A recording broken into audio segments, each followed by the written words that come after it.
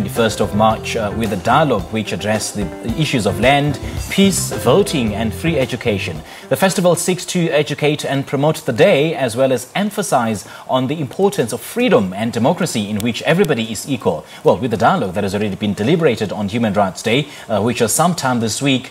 Well, for more on this, we're joined by Zaiboonissa Pheerbhay from Durban Studios to share more on what was discussed. A very good morning to you, Zai. Thank you so much for joining us. Now, would it be correct to assume that our laws are sufficient to protect human rights? Therefore, hence it was discussed during the past Human Rights Dialogue on Wednesday.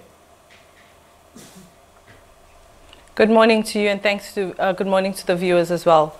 Yes, I do believe that our rights are sufficient enough for us to go ahead and believe that the laws are sufficient for our human rights to be met. So how is it possible then, in your opinion, that we are making some of the same human rights violations as in the past? It is not really an assumption. There are a lot of scenarios that have taken place over the past couple of years that prove that people are being abused, and there are lots of things that have happened in the news. I mean, this issue of child and women abuse continues. We've seen issues of racism come to the fore over the last couple of months as well. Then we have lots of issues, as you've discussed with the dialogue. The subjects that we covered was the issue of land, we covered peace, we covered education, and we covered, obviously, with next year being a voting year. We covered all of those topics, and those are topics which we feel are relevant, and they're still trending at the moment, which is why we've elected to go with them for the dialogue, and these are also elements that we're going to be highlighting at the festival today. Now, I'm curious to know that is it perhaps the hangover of the past apartheid regime, that a lack of morality that has allowed some of the inhumane events to occur, especially amongst the youth? There is definitely a lack of morality amongst the youth and even amongst the adults of today, especially seeing a lot of adults are still considered youth with regards to being under the age of 35. Lack of morality is actually a major issue that we're faced with, and we're hoping that with the dialogue that we presented on Wednesday at Otlange High School, and with this being our first year with the Ethekwini Human Rights Festival, we're using it as a freedom, as a platform for you to engage and for you to express yourself. So the areas in which you are unhappy with are the areas which we feel will come to the fore in discussions with all of the attendees who come to the festival today. So is it relevant discussing human rights, or rather hosting a festival about human rights, when people died fighting for their rights? We've taken into consideration that, and what we found is that without taking away from Sharpeville and what happened in Sharpeville, we feel that a lot of the events around this day actually take place in the Johannesburg area. And in as much as the youth of today is aware that they have rights, a lot of them don't know how these rights came about.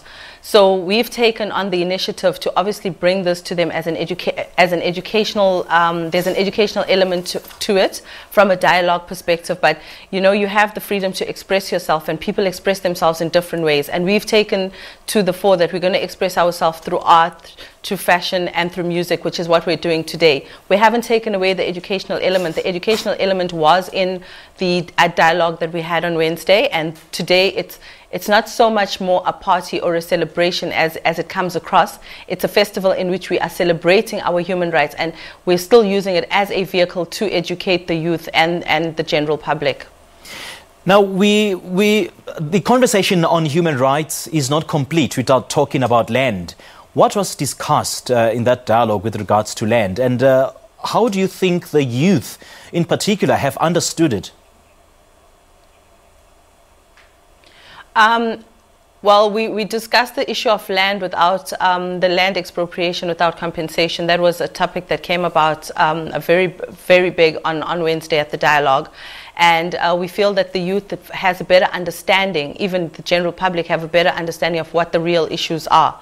They've taken a lot out of that, and we hope that with that, people will be able to understand better and ask the relevant questions and do what is necessary for the situation to be rectified.